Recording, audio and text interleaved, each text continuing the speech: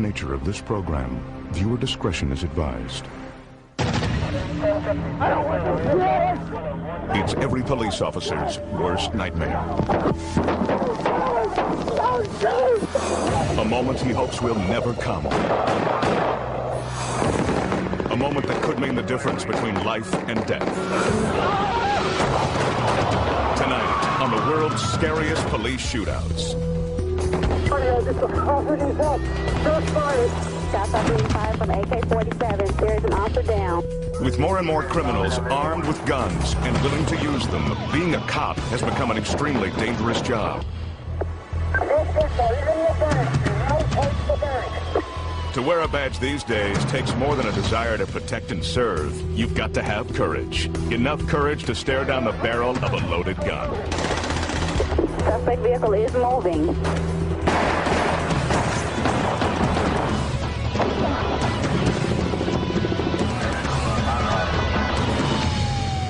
You are about to see the brave men and women of law enforcement as they encounter the scariest situation a police officer can face, a shootout. Cops coming from everywhere, and they were blowing shots all the way through. You will witness the most dramatic gun battles ever caught on tape, during bank robberies, hostage situations, even in a high-speed chase. Firing. This is not a movie. Everything you are about to see is real.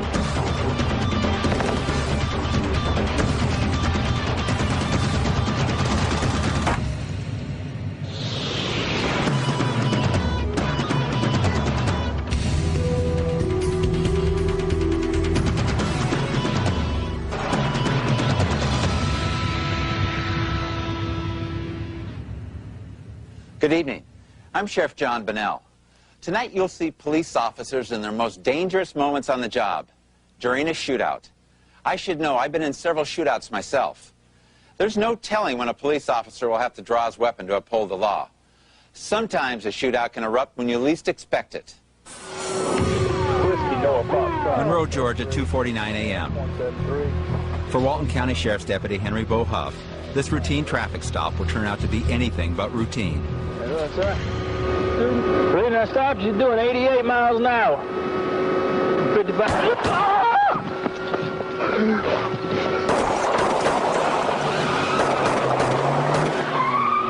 Radio, just be shot! Deputy Huff is saved by his bulletproof vest, but the gunman gets away. Hours later, he is apprehended by police.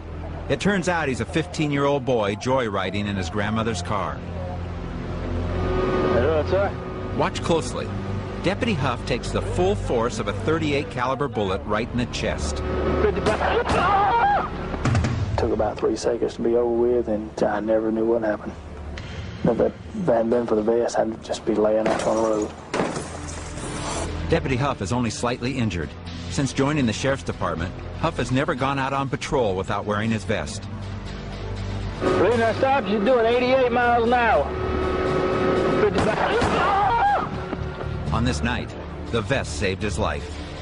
I'm feeling very lucky.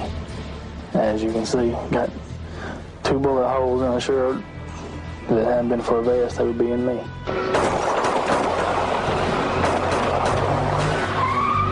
Radio, just be shot! Pomona, California.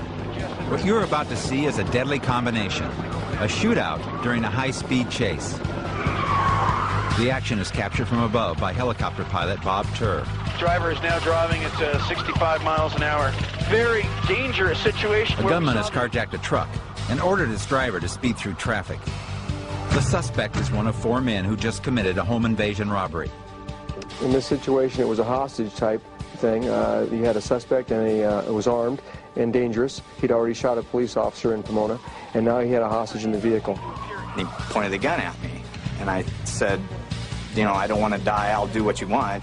With a gun to his head, the driver is forced to elude the police. The chase reaches speeds in excess of 80 miles an hour. Sirens are going, and we're driving fast, we're going through stop signs, we're going through red lights. Very dangerous pursuit at this point. We see the driver drive up over the sidewalk, through barriers, and cutting narrowly, missing other vehicles. Okay, the suspect's now firing at the helicopter. Just reached his arm out the window and fired off 2 or 3 rounds. sat back in his seat, rolled up the window like it was, you know, nothing. Suspect seems to be out of control, leaning out of the window, firing, or appear to be firing into some of the residents. Now he's firing at officer. Suspect is firing at officer. He would shoot out the window, and I would see the police cars swerving from side to side. I would see them ducking down in their seats, and I also started to see people coming out. And there's bullets flying, and it got even more scary. I not only feared for myself, but for these families and the kids that were on the sides of the streets. This guy is out of control. I think that's a fair statement. An hour into the chase, the gunman orders his hostage to make an ill-advised turn. Right turn, right turn, right turn. What's happening here? Cul-de-sac? Cul-de-sac, cul-de-sac. This is going to terminate right now. Dead-end street, and I'm thinking, oh boy, you know, this is it. We're going to get down there, there's going to be a shootout, I'm going to be in the middle of this stuff, and who knows what can happen. The gunman jumps out of the truck and begins to flee on foot. Foot pursuit. Suspect is running. Still carrying a loaded pistol, he opens fire at police. He points the gun at me, and he fires 2 rounds. The first round goes between me and the car door. The second round goes over my head, towards my back. Yeah, he was definitely shooting to kill me. Police return fire as the suspect heads deeper into the residential neighborhood. Watch closely as the officer's bullets narrowly miss the suspect. As I fired my first 2 rounds, I hit the rear end of the ground by his feet, and I could see the ground being choked up. He then disappeared behind a wall and a fence. Suspect is still running, evading police officers. The gunman finally realizes he can't escape. He's got his hands raised. Suspect is giving himself up at this point. Suspect did drop. Police move in and apprehend the suspect. When he raised the gun to fire, yeah, he was definitely shooting to kill me. There was no question in my mind. Wilmington, Ohio. An ordinary traffic stop for 2 state troopers quickly becomes one of the most explosive gun battles ever caught on tape. Back here, boy. Back here, boy. I don't want no shoes. I don't want no shoes.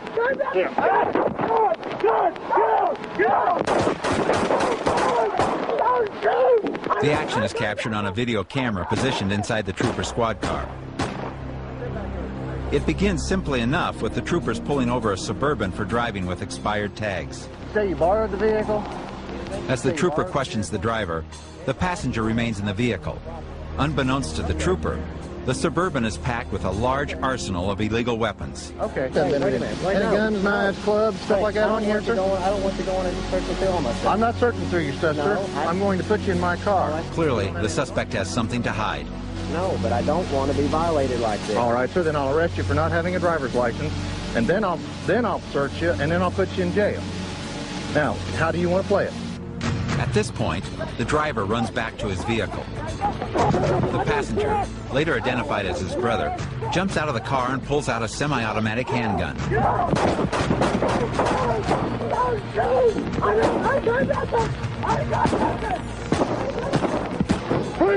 Fortunately, neither trooper is injured, but both suspects manage to make their getaway.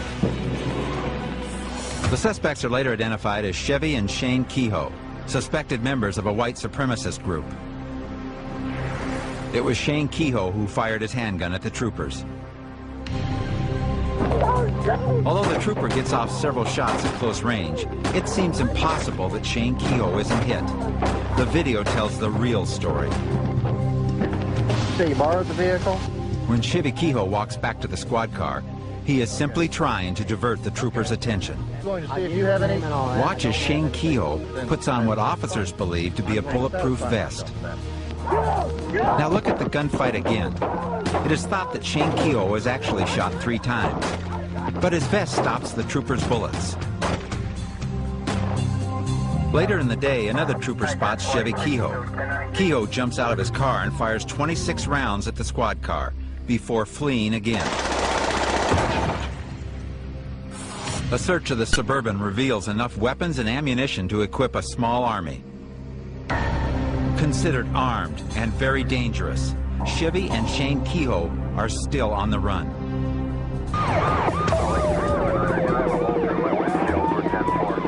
Salt Lake City. A high-speed chase involving vehicle-to-vehicle gunfire comes to an end when the armed suspect flips his car. Police move in, but the gunman has a hostage, his wife. I see The two people get out of the car. I'm saying to myself, this is interesting. Nobody appears to be hurt. Then I see the man with the gun holding the woman. Now everybody is really dialed in. I'm taking cover behind my car. The man's obviously armed. The terrifying ordeal began 48 hours earlier when the suspect shot his wife's friend, Lucy Valdez, after a heated argument. He was mad because she left him, and he had been begging her to go back home. He wanted to kill the baby, kill Gloria, himself, and probably all of us in here. 2 days after Lucy was shot, the suspect is spotted by the Utah Highway Patrol. A high-speed chase ensues. We picked up some radio traffic of a pursuit coming southbound out of Davis County. The radio traffic said that it may be a hostage-type situation. He made a maneuver which caused him to lose control of his vehicle, and he rolled it. As we were pulling up to that area, all we could see was a cloud of dust. Car's rolled over. You might want to roll medical this way. He's yelling at us quite a bit. He's kind of taken cover for himself with her by his side between the upside-down car and our position.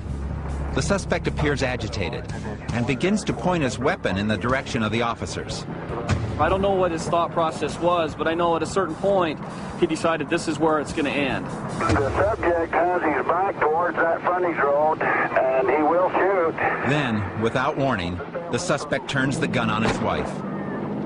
And everybody is holding their breath going, I didn't see this, but I just saw this. He continues to shoot at his wife.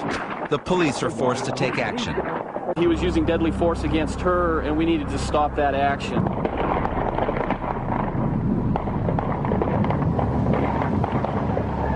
We're taught to use deadly force in the defense of others, in the defense of ourselves, and that's why we acted in the manner that we did.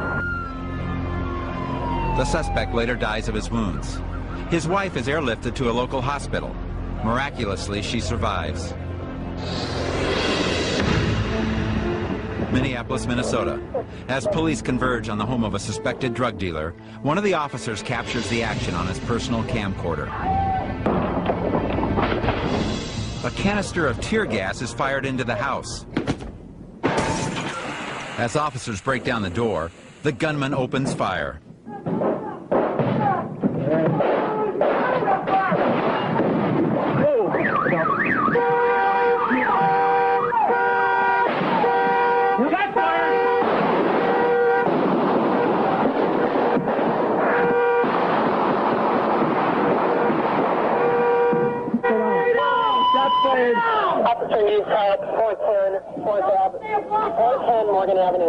Everybody here? Everybody accounted for? Amazingly, no one is hurt, and the suspect and his wife are taken into custody. January 23rd, 1991, one of the most infamous dates in the history of Texas law enforcement. Constable Darrell Lunsford pulls over 3 suspicious men and asks to search the trunk of their car. How about this here? While Lunsford questions the suspects, one of them grabs his legs and throws him off balance. Another suspect then wrestles Lunsford to the ground, where he is kicked and beaten. One of the men gets hold of Lunsford's gun and fatally shoots the 47-year-old officer. It is a tragic death, but one that is not in vain. A short time later, another Texas trooper watches the tape of the Lunsford murder. He studies every frame and learns from it. When we saw Darrell Lunsford's video, it did save my life. It helped me out quite a bit. He was a good police officer, real good police officer. It's unfortunate that things happened and turned out the way they did, but it put me in a different mode to be alert. 8 months pass. With the murder of Constable Lunsford still fresh in his mind, Trooper Lopez pulls over a car carrying 3 men. As I walked up to the car, I noticed that the backseat passenger gave me a particular stare, almost like if he was scared of something or just apprehensive about something. Trooper Lopez speaks with the suspects in Spanish.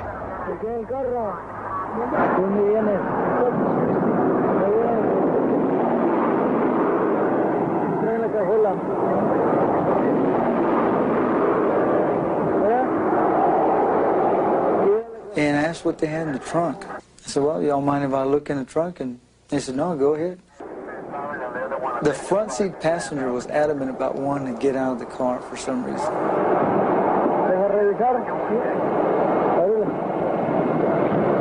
I think they realized, well, he's going to find out what they're trying to conceal. I got a strong odor of a detection of marijuana, which was emitting from inside the trunk area.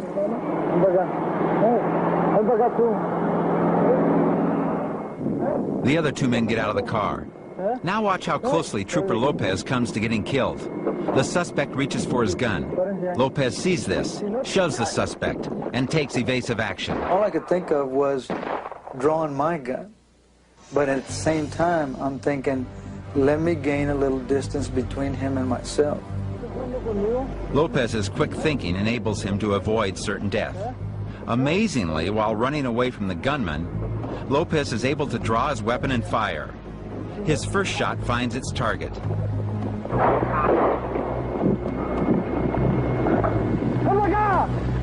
The gunman is merely wounded, and the gunfight rages on. The other two suspects escape into the night.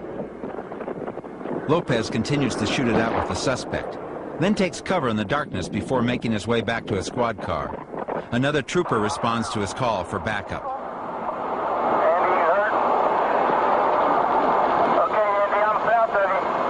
Suddenly, Lopez spots the gunman in his rearview mirror.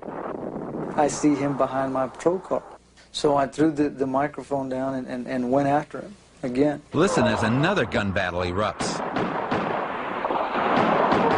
Miraculously, Trooper Lopez isn't seriously injured in the shootout.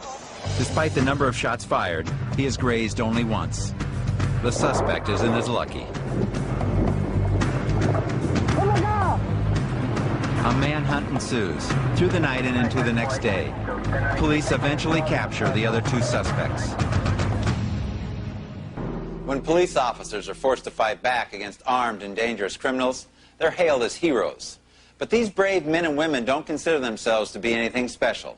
For them, it's all part of the job. Phoenix, Arizona. A high-speed pursuit is about to turn violent as a suspected car thief tries to outrun the police. It was apparent right away that he wasn't going to stop for us. He was swerving in and out of traffic. We tried a couple of times with officers to get around him, and he would swerve towards their cars. Officers of the Arizona Department of Public Safety placed tire-piercing spikes in the road ahead. The suspect's car is disabled and forced off the highway. He had been going about 70. When he got close to the spikes, he accelerated to about 90 miles an hour and ran over the spikes. The suspect can be seen ducking behind his vehicle as officers approach.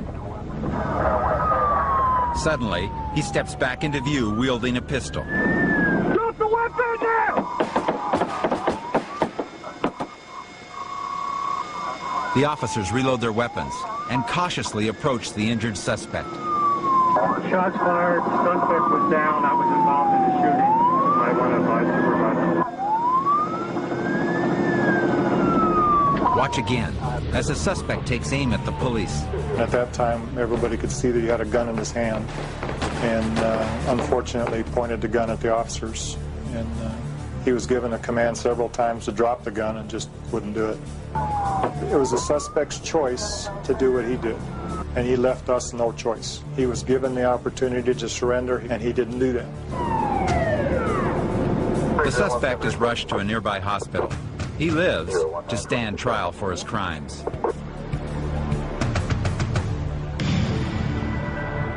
Thornwood, New York. Just before closing, 3 armed gunmen enter a neighborhood supermarket. An alert security guard monitoring the store's surveillance cameras calls 911. Police Sergeant Finelli. Yes, this is a robbery in progress right now in ShopRite. They're armed. What are they armed with? One has a shotgun, 2 of them with handguns. One of the suspects terrorizes store employees in the cashier's office. Telling the manager to open the safe. They're attempting to force the manager to open the safe at this time. Another suspect raids a cash drawer, while a third stands watch at the front door. Be advised, the suspect at the door is armed with a shotgun. Minutes after the frantic call from the security guard, the police arrive. I think he's seen you. I think he's seen the cops. Oh, they panicked. One is in the back of the store. The suspects attempt to escape. The last one drags a bag of money behind him. Police officer Glenn Carlson is first on the scene and fires 2 rounds at the fleeing robbers. Oh, man. Yeah, were there any shots fired in there? Yes, an officer shot fired. As I entered past the checkout line, one of the suspects spun on me, pointed the handgun at me. I fired 2 shots at that point, missing the suspect. Sergeant Carlson chases the robbers to the back of the store. And as I went out that rear door, they fired upon me. I hesitated for a moment. I returned fire. One of the suspects remains hidden in the supermarket. He is spotted by a store employee. Yeah, we have that suspect in custody. His 2 accomplices are caught outside. Oh, man, what a night, man. None of the customers or employees are seriously injured, and all 3 suspects are soon behind bars. We have to understand that, you know, these things can happen. They do happen, and when they do, we have to do our job. Tampa, Florida. A local television station receives an anonymous tip that a bank robbery is about to take place. The station's weather camera catches all the action. It was apparent they were going to do a bank robbery, and our SWAT team confronted them. There was a shootout. We had 4 to 5 officers that fired shots. Unaware that the SWAT team has been trailing them for weeks, the bank robbers pull up. But police have already locked the doors and blocked their escape route. A gun battle ensues.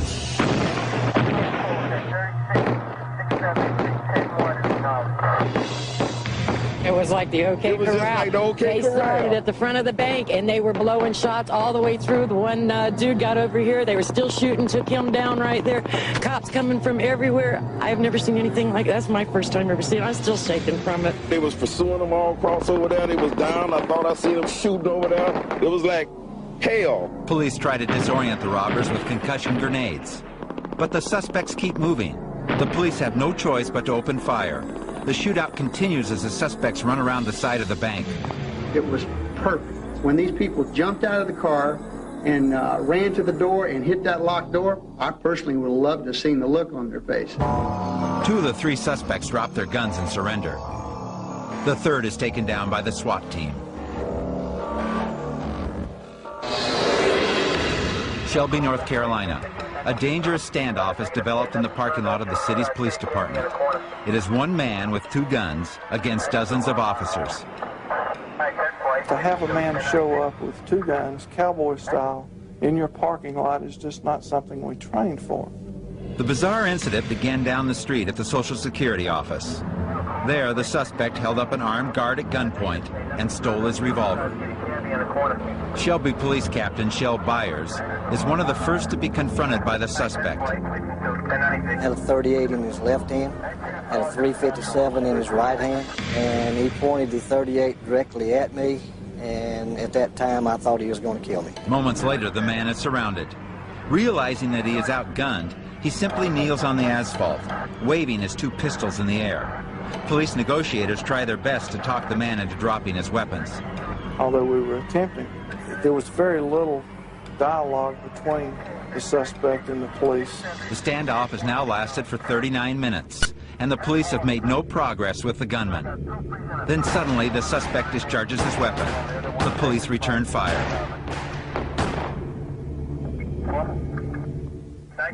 For the officers of the Shelby Police Department, the ending is not a happy one. It's the last situation that a law enforcement officer would want to be in, and out of my career, I've never wanted to take anybody's life, and I just hope and pray to God that I never have to, because it's something that you don't want to do. Sacramento, California. Police are called when shots are fired inside a busy electronics store. 4 gang members are holding 41 frightened hostages at gunpoint, many of them children. This situation would soon turn into one of the most terrifying gun battles in the city's history.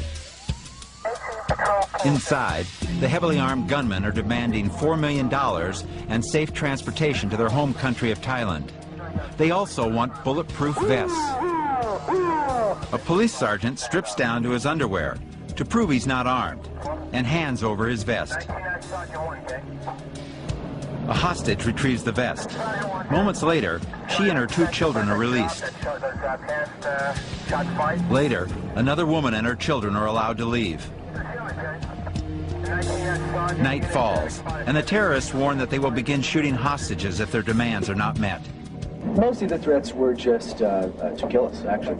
And initially they were very reasonable.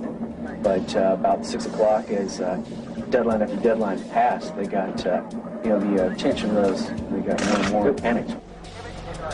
The standoff has now lasted for more than 6 hours, and the gunmen are losing their patience. The hostages are tied and positioned to serve as human shields. Don't shoot anybody. I just shoot 3 of them, 4 of them, Danny. I told you. Shoot them on the leg right now, and then I'll ask you again. You say no, I kill them. I told you that as soon as they are coming outside, I will give you the I'll vest. shoot them right now. No, why do that? Okay, then. Just let them go, and the vest is coming. I just break his leg right there. One lucky hostage is allowed to leave. Yeah. And tell him to go right now. He's leaving right now. Turn to the left. He's leaving right now. Okay. Okay, so... Another hostage volunteers to be shot in the leg in exchange for his freedom. In return, he must restate the terrorist ultimatum to the police and the media.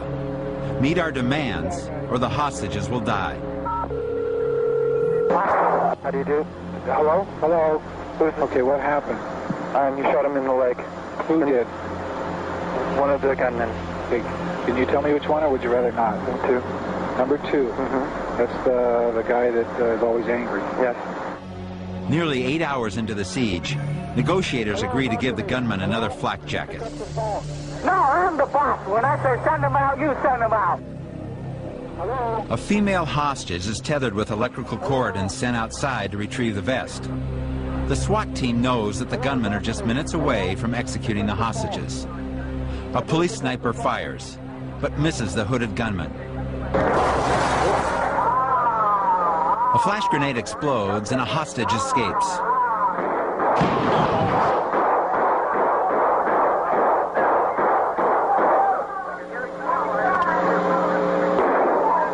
In the chaos, the SWAT team rushes through the rear of the store. A gunfight erupts with the 4 gang members.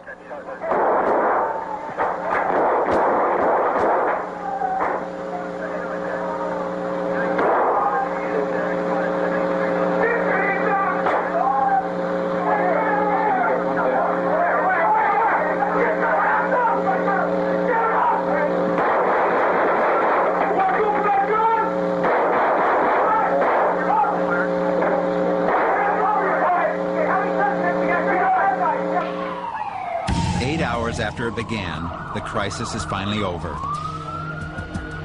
3 of the 4 gang members are dead. In a SWAT situation, sometimes you don't have any alternative. The person will put you in a position where you have to use deadly force. I haven't spoken with anyone in my business that really wants to use deadly force, but it's an alternative and the last alternative that you have to save your life or someone else's life. My first reaction was that I was dead. He was going to shoot me and I would die.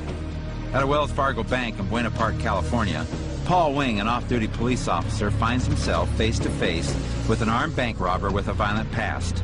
The action is captured on a surveillance camera. The suspect came in the bank behind me. He walked right next to me as he went to the access way to where the tellers were. He was announcing that it was a robbery. And he actually threatened to kill the tellers if they didn't comply with his orders. My design at that point was to be a witness, to try to be the best witness I could and not take any action. I didn't want to unnecessarily endanger anyone inside the bank.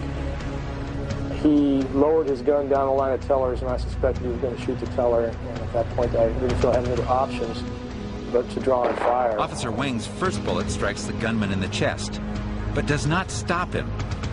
Officer Wing is now in a fight for his life. The round struck him in the chest cavity and knocked him back maybe a half a step.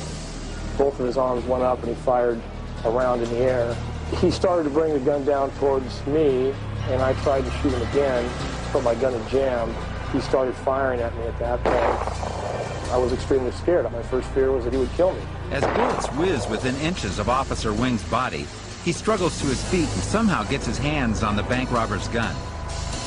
I grabbed a hold of the gun barrel, and he began striking me in the head with his free hand. As Officer Wing fights for the gun, the bank robber pulls the trigger. Fortunately, Officer Wing is not hit. After gaining control of the weapon, Officer Wing chases his assailant out of the bank and finally apprehends him in the parking lot. I've thought about it myself. I thought at that particular time it was the right thing to do. He made the move that forced me into taking action. I really felt he was going to kill somebody. Knoxville, Tennessee. After a local bank is robbed, police trail the suspects to this home. The situation quickly turns into a tense standoff as the armed suspects barricade themselves inside. After police move into position, a female suspect gives up. Moments later, another suspect surrenders, but a lone gunman remains inside the house. He exchanges gunfire with the police. One officer is shot in the arm and stomach and is rushed to a local hospital. As more shots ring out, police begin to carefully evacuate the neighborhood. Still, the gunman refuses to come out. Okay, come on out, Donnie. Come on out. Keep your hands up where you can see them. I talked to him at the beginning, and then I turned it over to one of our hostile negotiators, and then I started up again towards the end there just to see if we could get him out. Police fire a series of tear gas bombs into the house. Not respond at all to any of our calls for him to come out of the house. After a point then, right around 12:15, our SWAT team started shooting canisters of tear gas in the house, and he replied by firing his shotgun out the window several times at our officers. The standoff is into its fourth hour when the gunman comes out of the house, now threatening to kill himself. A sharpshooter takes aim and fires, striking the suspect's gun. The man checks his weapon, sees that it is damaged, and tosses it away. Now look again. The bullet hits his gun. His arm recoils. He inspects his weapon, then wisely surrenders. You train and you train for days like this, and although you never really expect them to happen, sometimes they do, and fortunately, you know, the things that we've been taught to do, we did today. All I need is someone else to back me up. I'll stop this guy before he calls the 1050. Turn around, going to east. Newcastle, Indiana. State Trooper Mark McDougal is about to join the high-speed pursuit of a wanted felon. Execute a stop before he kills someone out here. The driver has just robbed a bank of more than $5,000. He is armed and dangerous. Reference the subject in the blue Ford Mustang, the robbery at Citizens Bank. He is now eastbound. Subject's refusing to stop at this time. Passing lane at 4 units now. Just ahead, deputies have set up a barricade. The suspect soon finds his escape route blocked. As vehicles stack up, the suspect veers to the right and jumps out of his getaway car. Then he points a .45 caliber handgun at the nearest motorist. Police open fire. 6541. Shots fired. No restrictions. I fired 3 times. I didn't have time to aim, but I knew I'd hit him because he kind of stumbled and fell over the car and around to the other side of the car. Brenda Johnson and her 2 children found themselves face to face with the crazed gunman. I instinctively locked all my car doors, and when I heard his first shot, I covered my head and kind of put my head down a little bit, and the next time I looked up, he was on the opposite side of my car, and then I lost sight of him and I pulled off. Shook up a little bit, but we're all okay. The woman's life was in danger, and her children were in danger. He left us no other recourse but to stop his actions. Subject is in custody. Shots were fired. If it weren't for the rapid response of the Indiana State Troopers, the outcome might have been tragic for Brenda and her 2 children. You know, I wish it didn't happen, but she's alive today, and that makes me feel real good. Charlotte, North Carolina. Inside this home, a man is barricaded with a gun. He has already threatened to kill his father.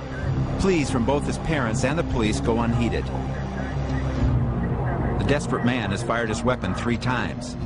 police negotiators try to talk some sense into him, but he refuses to listen.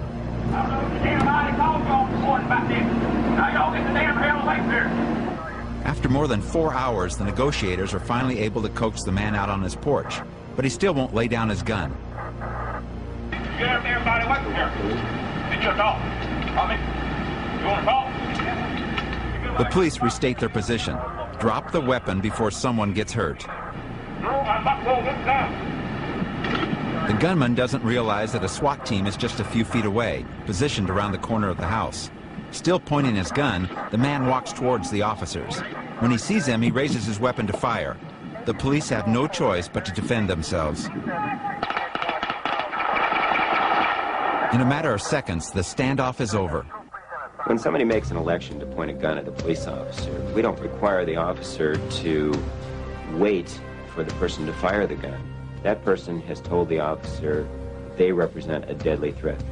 They held their fire until the very last moment when he was clearly getting ready to, and in fact did, point the weapon at the officers. At that point, it's a matter of their life or his.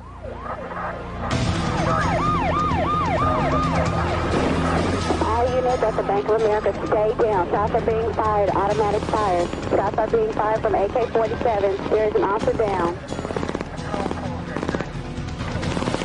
February 28, 1997, North Hollywood, California. Scene of the largest gunfight ever caught on tape. 1,100 rounds of armored-piercing bullets are fired. 9 officers are shot. 7 civilians are injured. I did not think that I was going to get out of there alive. But thanks to the bravery of countless Southern California police officers, no one is killed, except the 2 bank robbers.